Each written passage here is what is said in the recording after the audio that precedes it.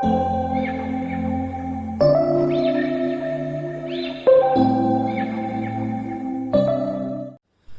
Students, welcome to aptitude वाला maths. Base हम लोग डिस्कस कर रहे थे नंबर सिस्टम में। आखिरी टॉपिक है नंबर सिस्टम का और उसमें आज हम लोग 8th क्लास देखने वाले हैं। इसमें कुछ हम लोग दो और नए कॉन्सेप्ट यहाँ पे हम लोग डिस्कस करेंगे बेस से रिलेटेड। ठीक है, पहला कॉन्सेप्ट देखते हैं, ध्यान से देखिएगा। कह रहा है क्या समझेंगे, पहले के एग्जाम्पल से समझते हैं। जो कॉन्सेप्ट है उसको पहले एक एग्जाम्पल से let us try to understand. जैसे let say there is a number 1 2 3 4। एक नंबर है 1 2 3 4 यानी 1234 और ये बेस 10 में है। पहले इसको बेस 6 में कन्वर्ट करते हैं और फिर हम लोग जो कॉन्सेप्ट है उस पे आएंगे। इसको बेस 6 में पहले कन्वर्ट करते हैं। सो बेस 10 टू बेस 6 में कन्वर्ट करना तो आपको पता है। 1 2 3 4 को 6 से सक्सेसिवली डिवाइड करते हैं तो 6 से 2 टाइम्स 12 0 6 5 जा 30, रिमाइंडर क्या आएगा 4। फिर 6 से डिवाइड करते हैं, 6 3 जा 18, 2 5 6 4 जा 24, रिमाइंडर 1। फिर 6 से करें तो 5 टाइम्स रिमाइंडर 4। अब तो होगा नहीं, फॉर द डिवाइड 5 तो 5 4 1 4। So we know this number is 5 4 1 4। ठीक है। नाउ अगर हमसे कोई कहता कि 1 2 3 4 जो डेसिमल सिस्टम में है, अगर आप उसको बेस 6 में कन्वर्ट करेंगे तो लास्ट डिजिट क्या होगा। सो आई नो लास्ट डिजिट क्या होगा, 4 होगा। अगर कोई पूछता लास्ट 2 डिजिट्स क्या होगा, ठीक है, तो लास्ट 2 डिजिट क्या है 1 4, करेक्ट नो। इसी तरह से अगर कोई पूछता लास्ट 3 डिजिट्स क्या होगा तो इट इज 4 1 4। ठीक है, इस तरीके से हम कहते हैं। बट इन सभी एग्जाम्पल्स में हम ये तीनों क्वेश्चन का आंसर करने के लिए हमने क्या किया, पहले 1 2 3 4 को बेस 6 में कन्वर्ट किया और तब हम बता रहे हैं कि last digit 4, last 2 digit 1 4, last 3 digit 4 1 4। ये हम लोग पहले कन्वर्ट किए तब किए। तो this is like manual calculation. हमने मैनुअली पहले बेस 10 से नंबर को बेस 6 में कन्वर्ट किया और उसके बाद चेक कर रहे हैं कि बेस 6 में लास्ट डिजिट क्या है, लास्ट 2 डिजिट क्या है, लाइक दैट। बट आप इसको एक और तरीके से समझिए, सेम चीज को हम लोग एक और तरीके से समझते हैं। हमें पता है कि जब हम बेस 10 में नंबर को लिखते हैं तो 10 के पार्ट्स में लिखते हैं। बेस 6 में नंबर को लिखेंगे तो हम क्या करेंगे, 6 के पार्ट्स में लिखेंगे। ठीक है, 6 के पार्ट्स में लिखेंगे। Now let us try and understand this. 1 2 3 4 को आप 6 से डिवाइड कीजिए, 6 से, तो ये 6 इंटू 205 प्लस क्या होगा, प्लस 4, ऐसा कह सकते हैं।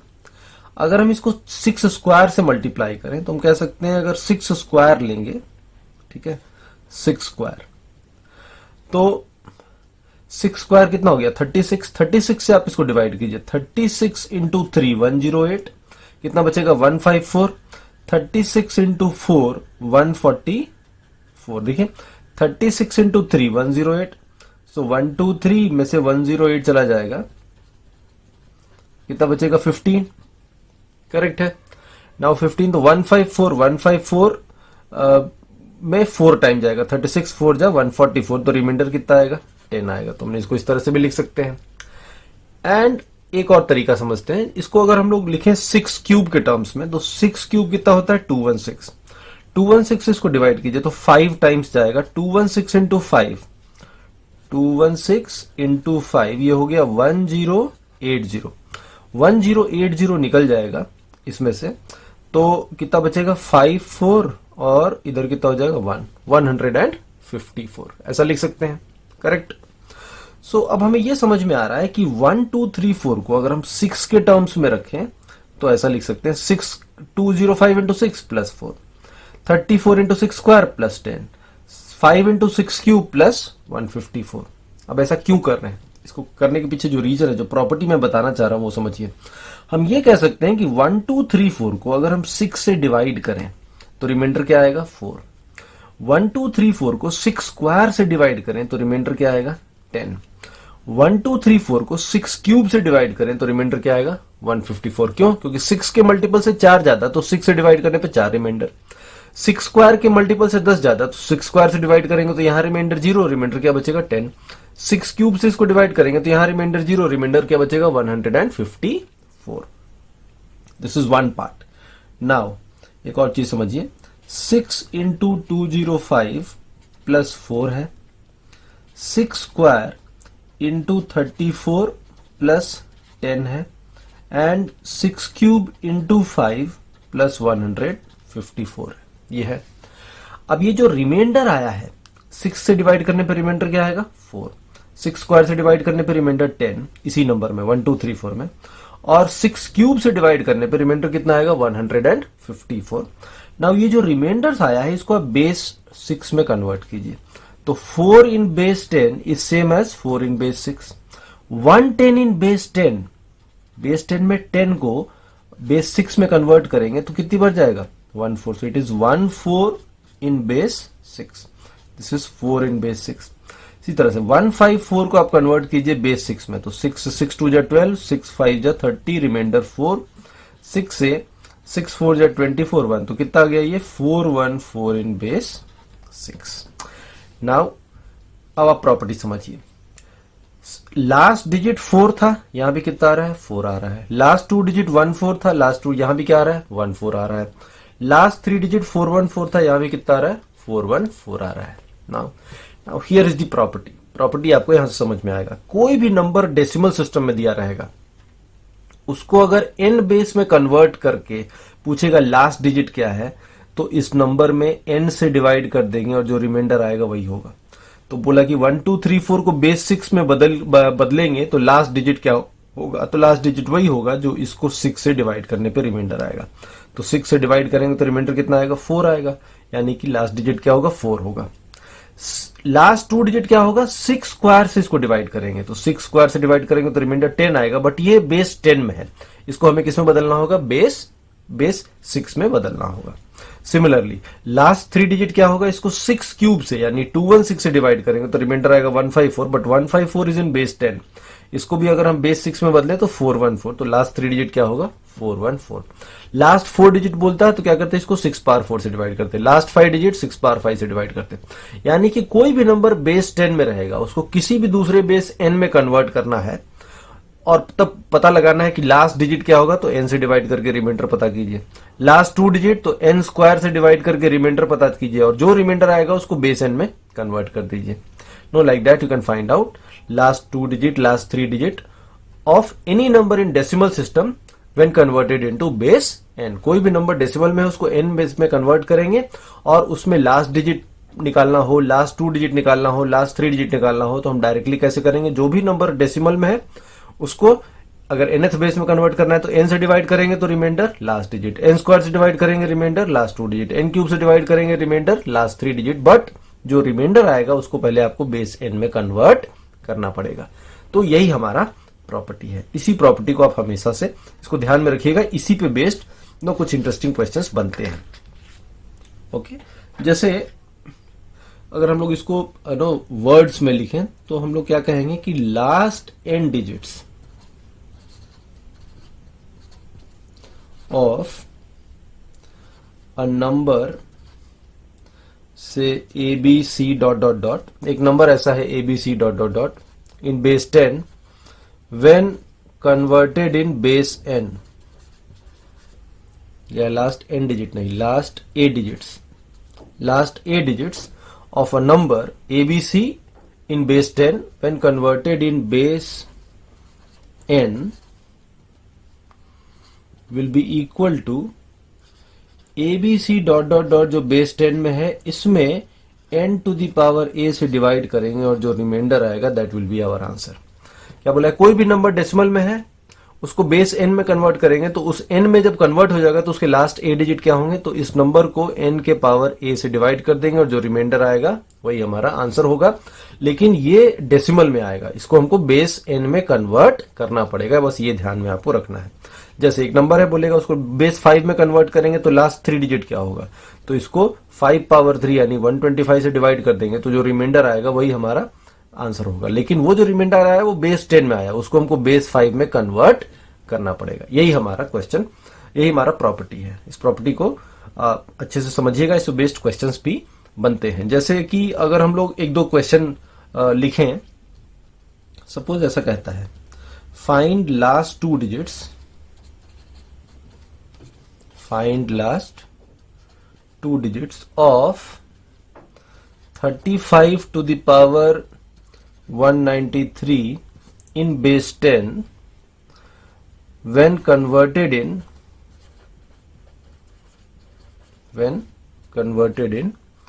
base 6। इसको बेस 6 में कन्वर्ट करेंगे तो इसके लास्ट 2 डिजिट्स क्या होंगे। तो बेस 6 में अगर लास्ट 2 डिजिट निकालना है तो इसको 6 स्क्वायर से डिवाइड करना होगा। सो 35 टू द पावर 193 में 6 का लास्ट 2 डिजिट है तो 6 स्क्वायर, लास्ट 3 होता तो 6 क्यूब, तो यहाँ पे 6 स्क्वायर यानी 36 से। नाउ 35 में 36 से डिवाइड करते हैं तो रिमाइंडर क्या आता है -1 टू द पावर 193 यानी कितना -1। तो एक्चुअल रिमाइंडर कैसा आता है, डिवाइजर ऐड करते हैं, डिवाइजर कितना है 36, तो ओवरऑल रिमाइंडर कितना आ जाएगा 35। सो हमको पता है कि इसमें अगर हम 36 से डिवाइड करें तो रिमाइंडर कितना आएगा 35 आएगा। सो 35 हमारा रिमाइंडर किस में है, बेस 10 में।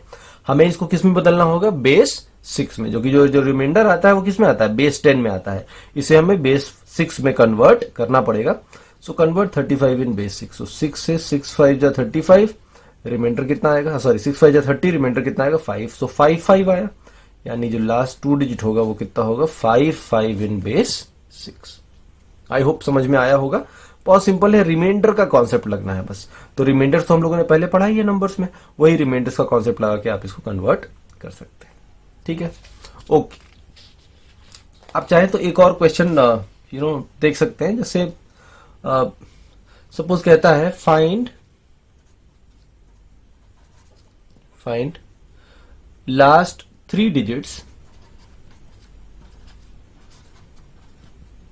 find last 3 digits when 101 to the power 37 in base 10 is converted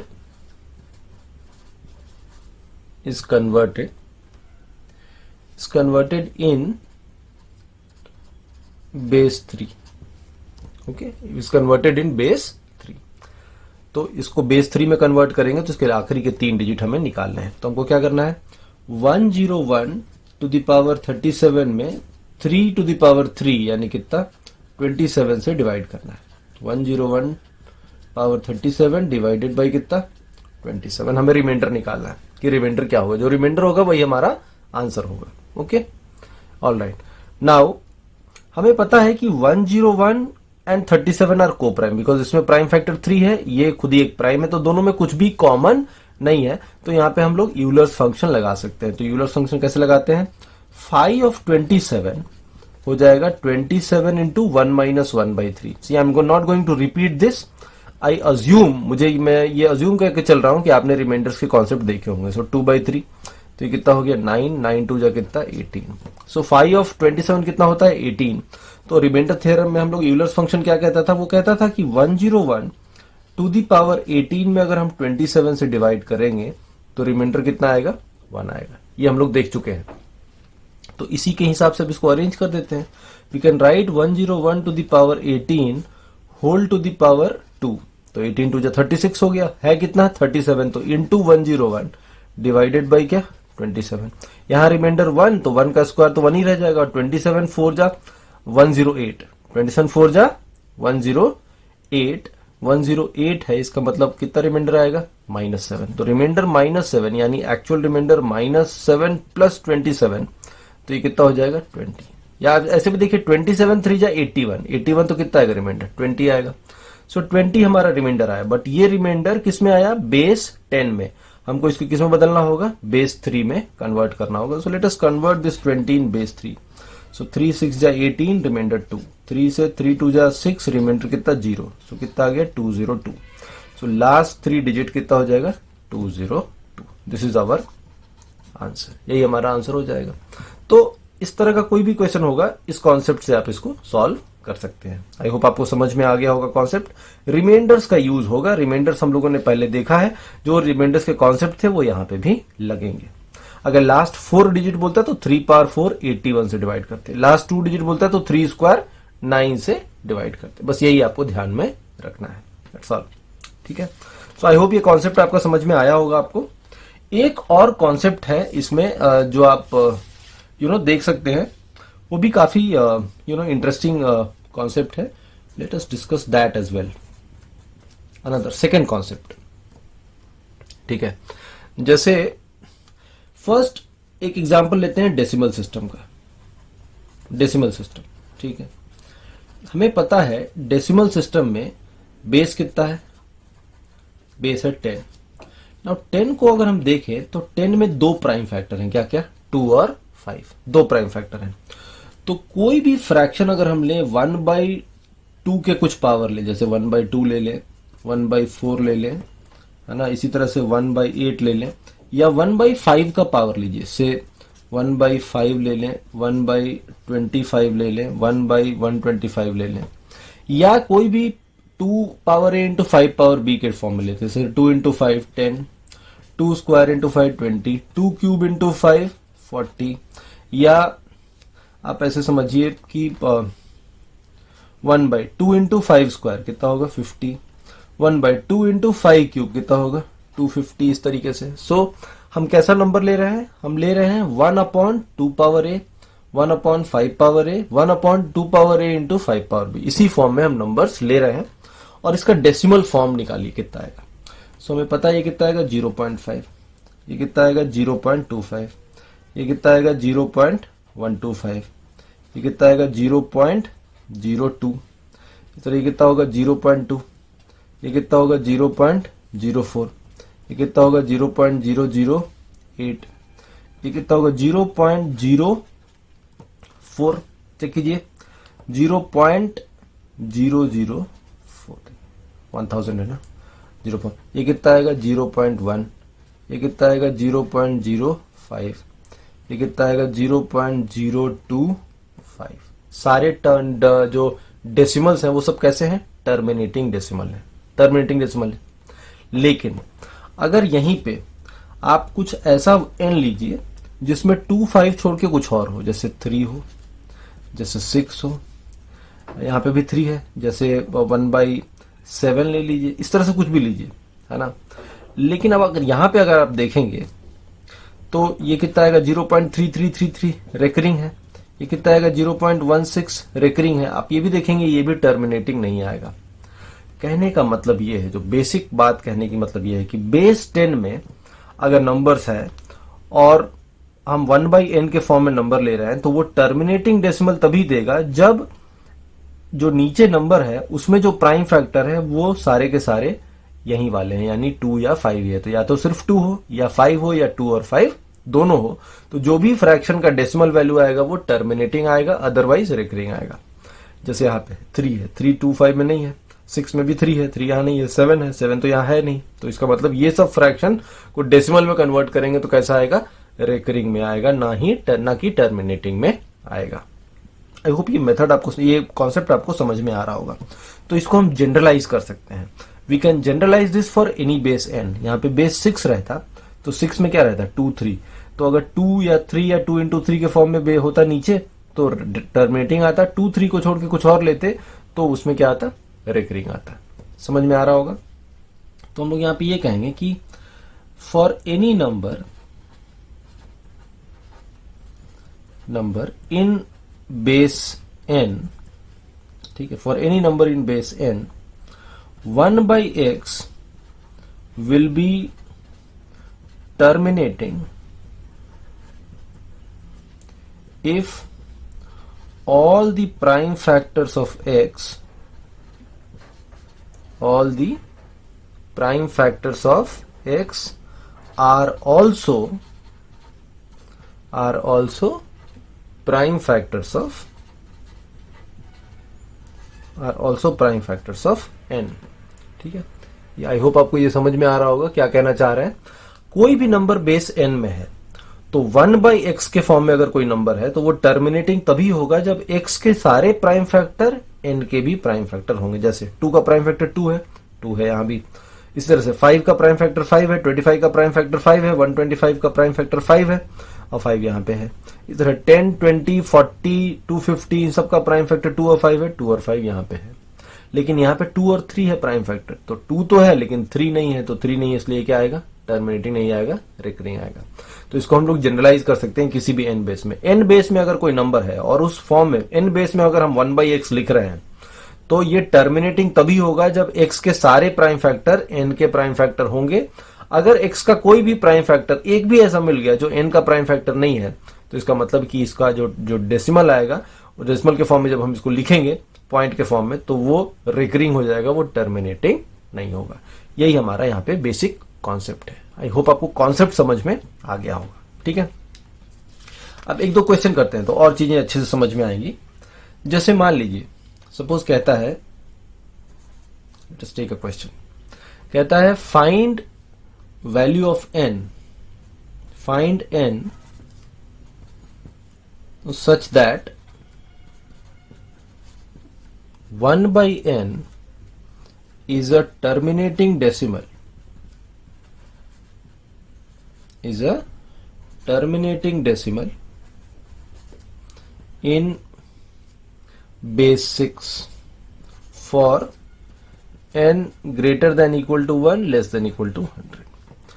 तो ये क्वेश्चन है। क्वेश्चन क्या कह रहा है? कह रहा है कि वो सबसे छोटा, वो कितने सारे ऐसे n होंगे, find number of n's, number of n, find number of n, कितने सारे ऐसे n के वैल्यू होंगे जिसके लिए 1/n टर्मिनेटिंग डेसिमल होगा, किसमें? बेस 6 में, बेस 6 में, फॉर n क्या टू बी बिटवीन 1 एंड 100। तो n किसके किसके बीच में होगा? 1 से लेके 100 के बीच में होगा। तो ऐसे कितने सारे नंबर्स होंगे जिसमें हमें ये टर्मिनेटिंग डेसिमल मिलेगा। ठीक है, नाउ हमें पता है यहाँ बेस कितना है? 6 है। तो बेस अगर 6 है तो 6 का जो, इसको हम फैक्टराइज करें तो हम देख रहे हैं 6 में 2 प्राइम फैक्टर आ रहा है, 2 आ रहा है और 3 आ रहा है।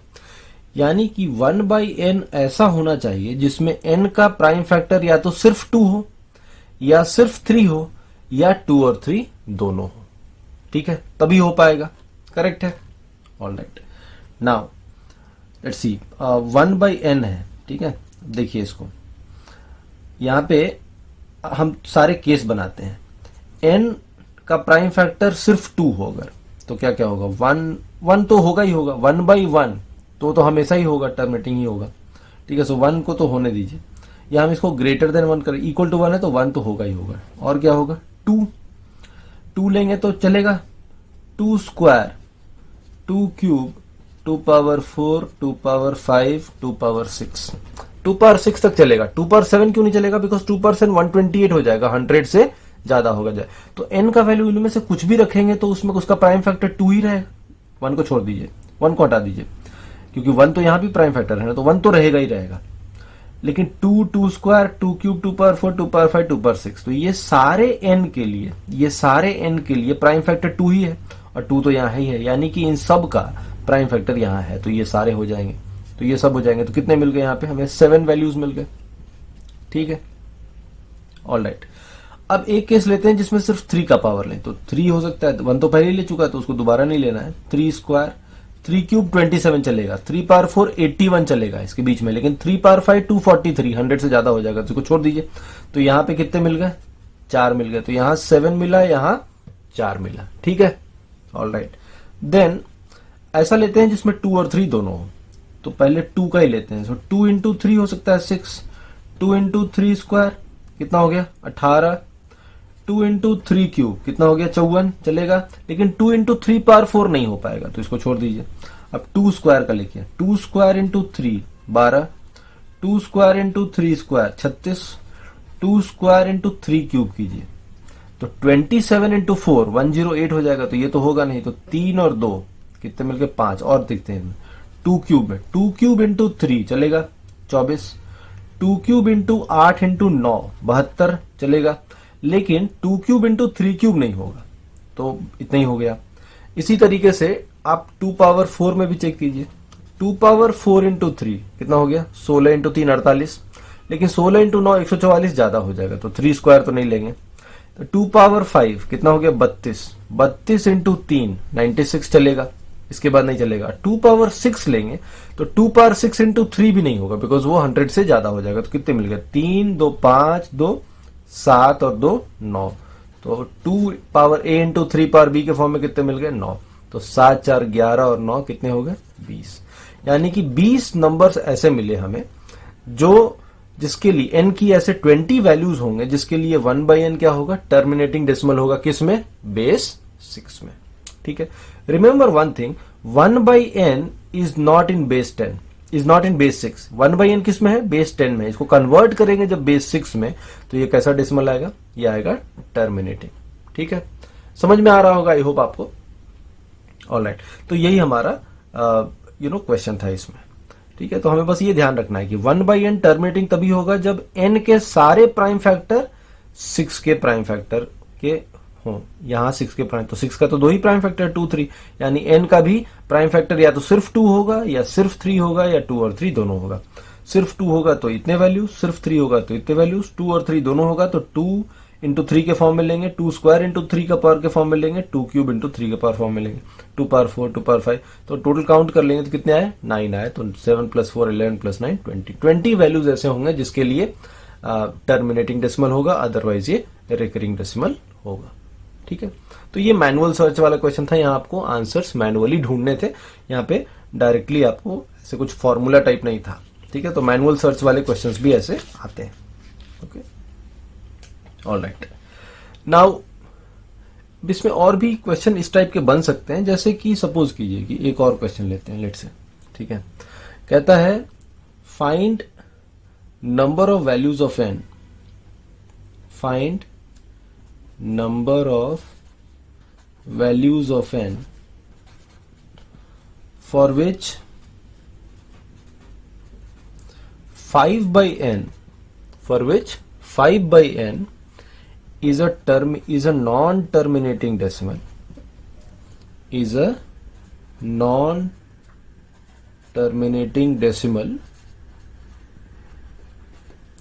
in base 12 for n greater than 1 and less than equal to 50। Suppose ये क्वेश्चन है। ठीक है, दिस माई क्वेश्चन। n को 1 से बड़ा लेना है, यानी 2 से लेके 50 के बीच में कितने ऐसे n होंगे जिसके लिए 5/n नॉन टर्मिनेटिंग डेसिमल होगा। नाउ हमें कंडीशन तो टर्मिनेटिंग के लिए पता है, तो पहले हम लोग ये निकालेंगे कि टर्मिनेटिंग कितने n के लिए होगा, जो बच जाएंगे उसके लिए क्या हो जाएगा नॉन टर्मिनेटिंग हो जाएगा। सो हम नॉन टर्मिनेटिंग के लिए डायरेक्टली नहीं निकालेंगे, हम टर्मिनेटिंग के लिए ही निकालेंगे।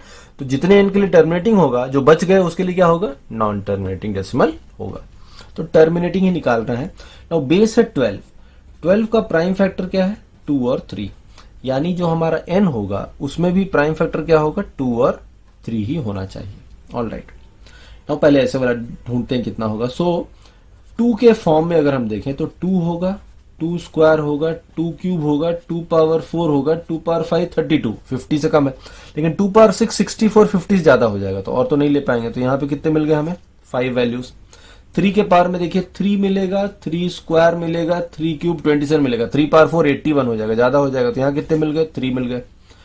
इसी तरह से 2 इंटू 3 के फॉर्म में देखिए, 2 इंटू 3 6 चलेगा, 2 इंटू 3 स्क्वायर 9 2 18 चलेगा, 2 इंटू 3 क्यूब ये कितना हो जाएगा 54, जबकि है कितना 50, तो यहाँ पे ये वाला नहीं होगा। देन 2 स्क्वायर में देखते हैं, तो 2 स्क्वायर इंटू 3 12 चलेगा, 2 क्यूब सॉरी 2 स्क्वायर में ही चल रहा है, तो 2 स्क्वायर इंटू 3 स्क्वायर 36 चलेगा। लेकिन 2 स्क्वायर इंटू 3 क्यूब तो ज्यादा हो जाएगा, तो इसमें तो बस 2 ही हो पाएगा। जैसे 2 क्यूब में देखिए 2 क्यूब इंटू 3 8 3 जा 24 चलेगा। लेकिन 2 क्यूब इंटू 3 स्क्वायर कर देंगे तो ये 72 हो जाएगा, 8 9 जा 72, तो ये तो होगा नहीं, तो इसको हटा दीजिए। देन 2 पावर 4 करेंगे तो इंटू 3 16 3 जा 48 48 तो चलेगा, लेकिन 2 पावर 4 इंटू 3 स्क्वायर नहीं होगा।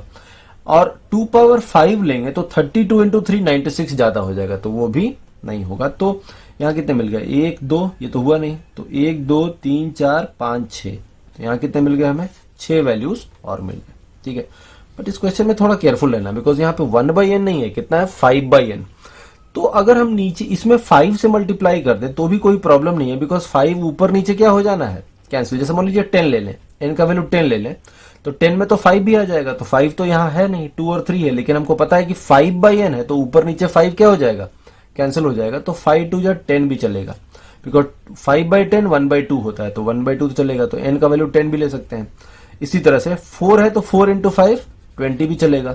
8 है तो 8 इंटू 5 40 भी चलेगा, बट 16 इंटू 5 80 हो जाएगा, लेकिन हमको तो n का वैल्यू 50 से कम ही लेना है, तो यहाँ पे 3 और मिल गए। इस तरह यहाँ भी चेक कीजिए, 3 इंटू 5 15 चलेगा, 9 इंटू 5 45 चलेगा, बट ये नहीं होगा। इस तरह 6 इंटू 5 30 होगा, 18 इंटू 5 90, तो 90 ज्यादा हो जाएगा। इस तरह से 4 इंटू 3 12, 12 5 जा 60, तो 60 ज्यादा हो जाएगा, तो ये तो और ज्यादा हो जाएगा। इस तरह से 8 3 जा 24 5 जा 120, इस तरह बाकी और कहीं पे भी 50 से कम में नहीं मिलेगा। तो यहाँ पे कितने मिल गए, 3 2 5 1 6 वैल्यूज और मिल गए। तो टोटल कितने हो गए, 5 3 8 8 और 12 20। तो 20 वैल्यूज ऐसे मिल गए। इसको कैसे आया, इन सब का सम 5 3 6 और 6, इतने 20 वैल्यूज के लिए टर्मिनेटिंग मिला। ठीक है, सो नॉन टर्मिनेटिंग कितने के लिए मिलेगा, नॉन टर्मिनेटिंग कितने के लिए मिलेगा, कितने नंबर्स हैं, 2 से लेना है, 2 से 49 नंबर्स हैं, 2 से 1 से नहीं है, 2 से 50 49 नंबर्स। इस 49 में से 20 में टर्मिनेटिंग है, तो बाकी बचे 29 में क्या होगा, नॉन टर्मिनेटिंग होगा। सो n के 29 वैल्यूज ऐसे मिलेंगे जिसके लिए क्या होगा, नॉन टर्मिनेटिंग डेसिमल होगा। तो इस तरीके से आपके क्वेश्चंस बनते हैं जब ये डेसिमल वाले फॉर्म में क्वेश्चंस में रहेगा। ठीक है, तो पिछले 8 क्लासेस में हम लोगों ने बेस सिस्टम से related, base of a number system से रिलेटेड हम लोगों ने काफी सारे क्वेश्चंस देखे अलग अलग टाइप के, और सारे आपका कॉन्सेप्ट नंबर सिस्टम का हम लोगों ने कॉन्सेप्चुअल पूरे हम लोगों ने डिस्कस कर लिए हैं।